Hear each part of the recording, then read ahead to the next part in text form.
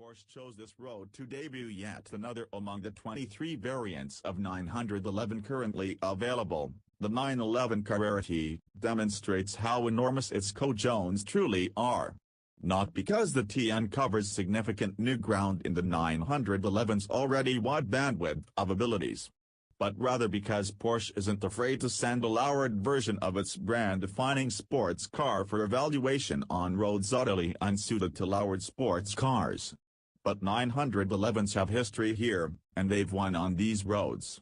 If a 911 can shine on the Turini, then it can shine just about anywhere. The point of the T, for touring, is to be a Spartan model equipped with only the necessities that a dedicated driver might want. In truth, it is built from a combination of parts available elsewhere in the 911 line. The engine is the same one as in the Bass Carrera, the twin-turbocharged 3.0-liter flat-six pumping out 370 horsepower and 331 pounds-to-foot of torque, the most modest output among all current 911s. The engine is bolted to a standard 7-speed manual transaxle fitted with a 3.59-to-1 final drive ratio, slightly shorter than the base Carrera's 3.44-to-1, and a limited slip differential. Porsche's dual-clutch automatic, PDK, is optional and offers the same gear set, although it uses the taller of the two final drives. It's all housed within the narrow body Carrera's rear fenders. The lowering is thanks to the standard 2-mode PASM Sport suspension, which brings the car down 0.4 inch relative to a base Carrera. Every 911T gets a lightweight version of the Sport Chrono package, which adds a steering wheel-mounted driving mode selector and dynamic engine mounts but doesn't include the dash-mounted chronometer. The T shares its thinner rear window and side glass with the GT2 RS, saving about 8 pounds, and its 20-inch titanium gray wheels with the Carrera S. There are smaller details such as door release straps and a special front lip. When the T is equipped with the optional $5,200 carbon fiber full bucket seats, which aren't for everyone and also preclude the presence of the car's rear seats, total weight savings is 44 pounds relative to a standard Carrera.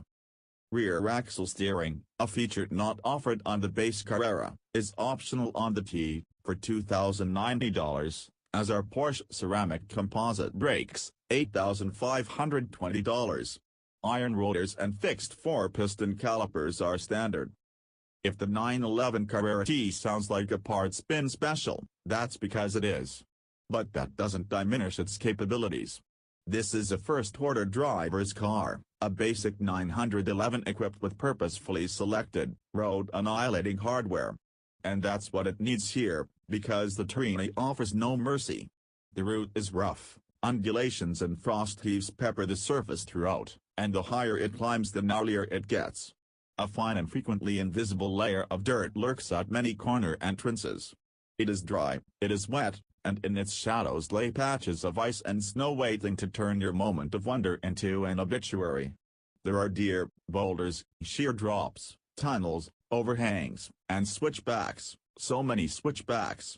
The demands are high, and shrewd restraint is a prerequisite. And while Porsche might have balls, it also has brains, which is why it put the 911T on winter tires for this adventure. A word about that, yes, the tires. Pirelli Satozeros, 245/35R20 front and 295/30R20 rear, no doubt changed the T's personality, but they didn't ruin it. Braking performance was most heavily affected, with the ABS activating far earlier than it would with the car's standard performance rubber. Still, the T remained a predictable partner time and again on a road where anything less is deadly. So we gave the Turini hell, driving faster than we should in a car that at first blush seemed wholly out of place, a smooth asphalt specialist in a rally car lair. But as we climbed the pass, building confidence in the T and its tires, the truth became evident. The Turini, as it turns out, is a 911 playground, a place where rear-engine stability, yes, we said that, has its merits. A place where a lightly loaded front axle breeds wise caution. And a place where the glory of laying stripes on switchbacks has never been greater. The 911T just might be the best 911 for this road. It's low but not too low. Its damping control is a thing of stunning effect. The softer of its two settings provided the compliance necessary to produce real grip in corners filled with chassis twisting undulations. Its steering is something magical for a car with a rear weight bias of well over 60%. Enough information is transmitted through the steering wheel to divulge when the front tires are overburdened, but because there's so much control available, regaining purchase was always possible. The standard short shifter ripped off gear changes with military precision and satisfying snap while freeing up tiny increments of time to return both hands to the wheel. And the T's standard sport exhaust howled against the Stone Canyon walls. But it's the T's seemingly benign engine that is perhaps its greatest asset on the Tourini. Relatively small turbos dump enough boost, 13.1 pounds per square inch peak, into the 3.0-liter that to work zeniths at 1,700 revolutions per minute. And that, in combination with the devastatingly effective limited slip differential, makes the T a thing of beauty exiting switchbacks. The key is to get into first gear early in the corner, feel for the front to grip, and then, as the road straightens, floor the throttle quickly but progressively. The result is a creamy smooth transition to easily controlled oversteer. Hold your foot down until the tires catch up with the chassis and steer around anything in the way. Jam home second gear. Rinse. Repeat. As verification of the 911 Carrera T's effectiveness on imperfect roads, Porsche was thoughtful enough to also bring along examples of the 911 GT3 Touring package at the same time and included a winter tire-equipped example in our tour of the Cols in southern France. And despite the respect we have for the wholly track-worthy GT3, it wasn't as good a car in this terrain.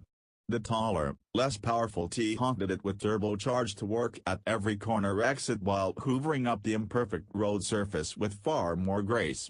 It was also comfortably quicker in this scenario. Porsche will ask $103,150 for the T, $11,000 more than a base Carrera, when it hits dealers early next spring. And although it might be a simple collection of parts, it's a shrewdly assembled, highly sorted, and well-chosen one partnered with an already staggeringly able chassis. It's a machine we could only hope to have in our own garage. Especially if that garage were at the bottom of a legendary pass in the French Alps.